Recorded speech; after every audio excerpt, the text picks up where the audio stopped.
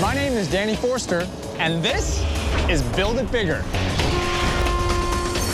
I design buildings and teach architecture. And right now, I'm going to take you behind the scenes of the most important bridge project in America. The San Francisco-Oakland Bay Bridge, the third busiest bridge on the planet, could be brought down any day by a major earthquake. If there were another earthquake of that same scale, this bridge could collapse. Yes. To prevent this disaster, California is transforming it into one of the most seismically advanced bridges in the world. So this cable actually buries into the bridge itself. That's right. Has that been done before? No. The first bridge ever to hang from a single cable nearly a mile long. This is one of the craziest things I've ever done in my entire life. Equipped with some of the world's largest shock absorbers, able to combat even a magnitude 8 earthquake. Load up, boom up. Load up, boom up. This 15-year-long project, the biggest in California's history, is entering its final phase. My God, this is like a spacecraft floating over your head. Coming up, Dad!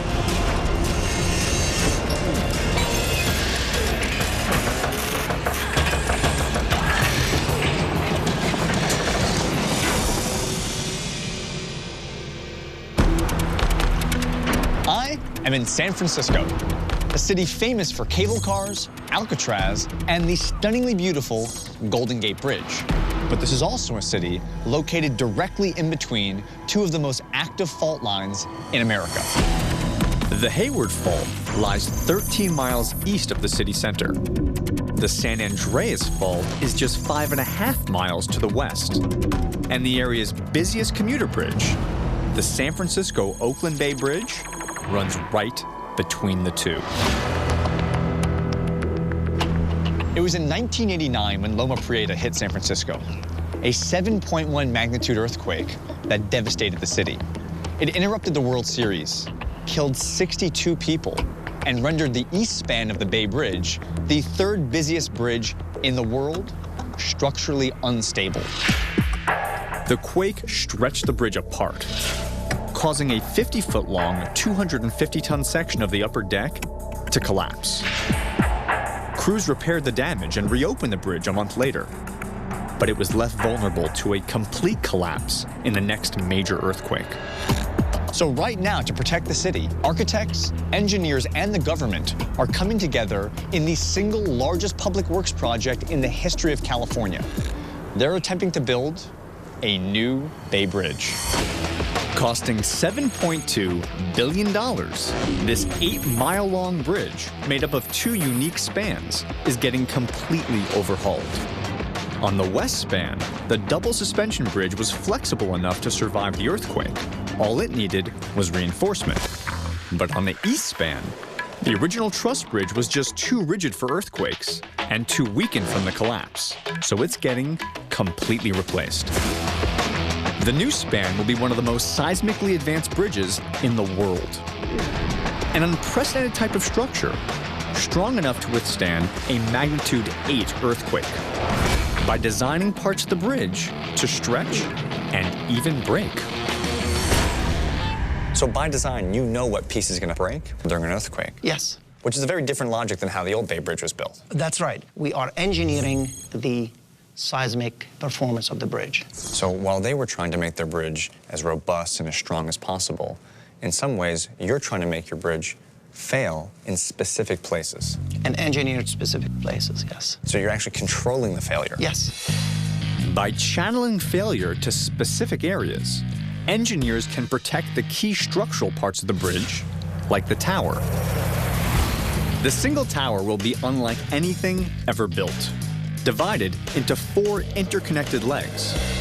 They're joined by 120 shear link beams, which will move and absorb seismic energy deforming during an earthquake. The beams can then be replaced in just a few days, thereby protecting the tower from serious damage. It's the first time that this technology has ever been used on a bridge. So during an earthquake, when this thing starts to move, all the damaging force of that quake gets directed right here at these shear link beams. That's right. They break, you replace them, the bridge still stands. That's right.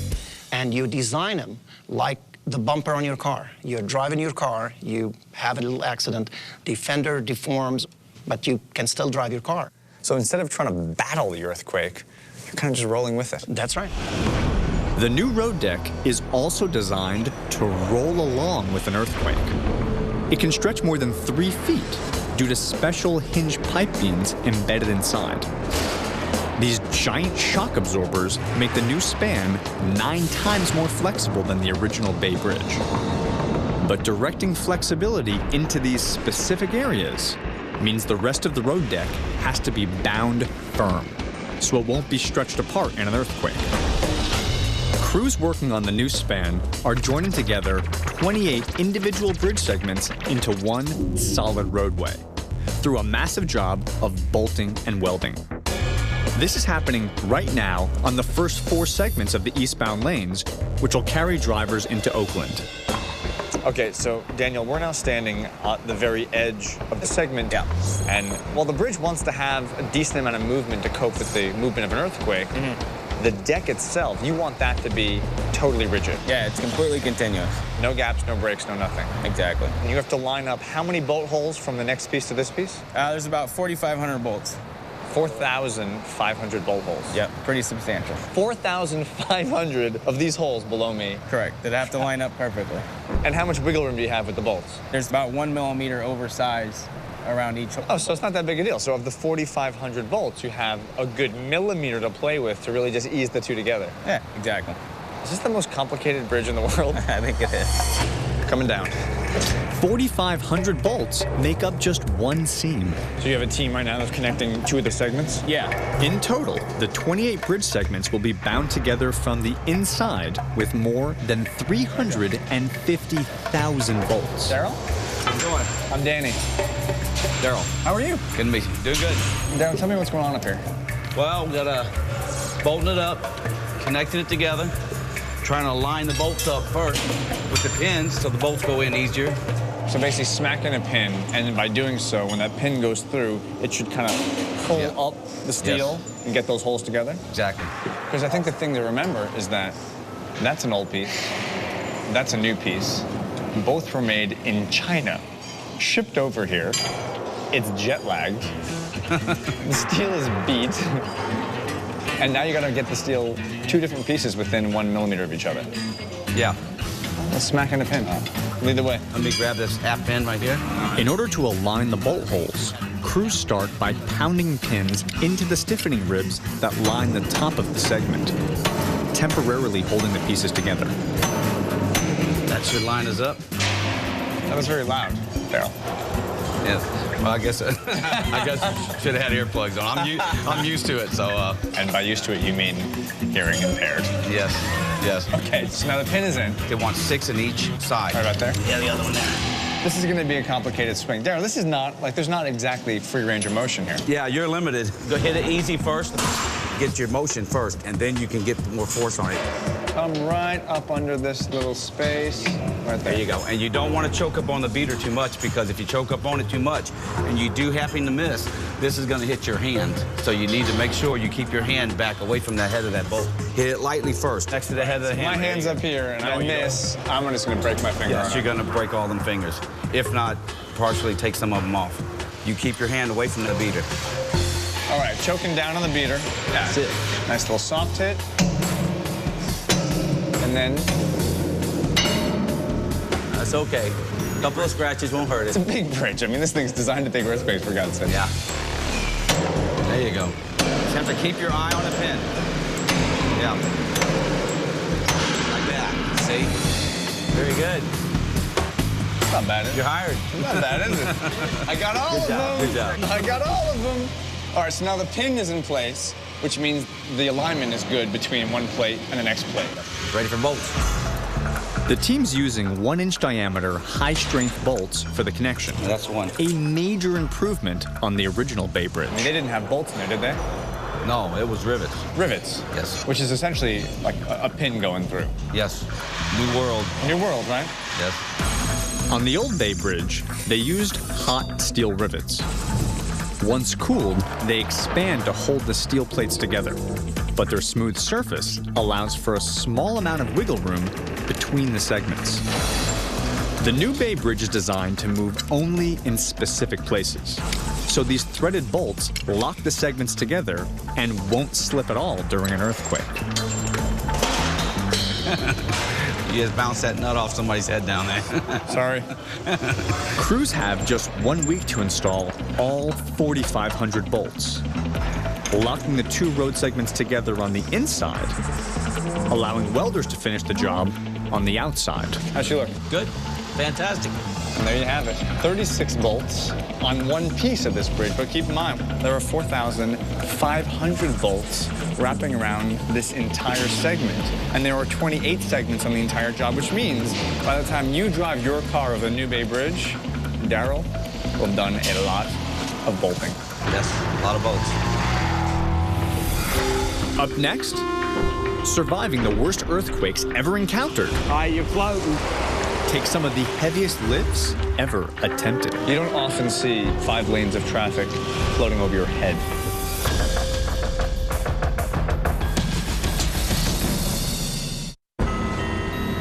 The San Francisco Bay Area is located on top of some of the most seismically active geology in America. Now, statistically speaking, there's an over 60% chance that a massive earthquake will hit this town in the next 20 years. So when designing a bridge to span the bay, when it comes down to earthquakes, it's not so much if, but when. It's been 20 years since the last major earthquake hit the Bay Area. And the next one could be more than 40 times stronger. So California is racing to make sure the Bay Bridge is ready before something like this happens again. So that image of the top section collapsing onto the bottom section stayed with you. Yeah, it's burned in everybody's mind. And if you went to our construction offices, in every single office, there's that picture on the front door. And the reason why it's there is to remind us every day that we need to keep going fast to try and get this bridge in service. Because, I mean, there really is an actual non-negotiable deadline in that bridge, if a big quake hits, I mean, it's going to go down. That's right.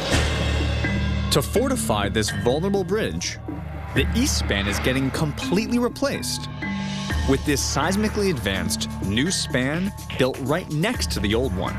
It's the world's first ever single tower, self-anchored suspension bridge.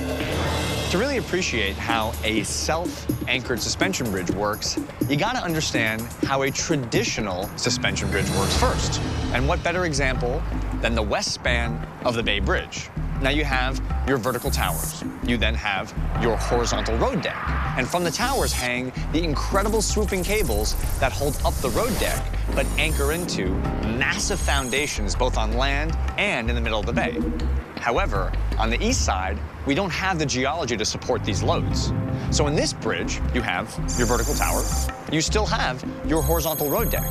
But as the cables come swooping down, instead of anchoring into the earth, they anchor into the road deck itself. Hence the term, a self-anchored suspension bridge. So Marwan, the cable is anchored into the road deck. And that same cable comes up, goes into the tower, comes down, makes a U-turn, goes up and down again. That's one single cable. It is one single cable. And it doesn't die into the anchorage, doesn't go into the earth. It actually ties into the road deck. That's right. It anchors on the east ends on either side, and it loops around here. And so as the cable comes down and around the bridge, almost like a belt around my waist, it's both holding up the road deck, but also pushing it together, making it tighter and stronger. That's right. Has that been done before? No. To build this final piece of the new east span, crews are lifting the road deck in 28 massive segments, 14 for the eastbound lanes and 14 for the westbound. The first 4 pieces of the eastbound side are already up and being bolted together. Right now, they're about to make the very first lift on the westbound side, a steel segment weighing more than a submarine that will hang 150 feet above the water. Before the bridge segment can get picked up and put into place, they have to ready the crane. And to do that, they're attaching a 200 metric ton frame to the front of that, the left coast lifter. It's one of the biggest and strongest cranes in the country. But even this football field-sized lifter can't do the job alone. because each segment is a different size and weight, and as a result, each lift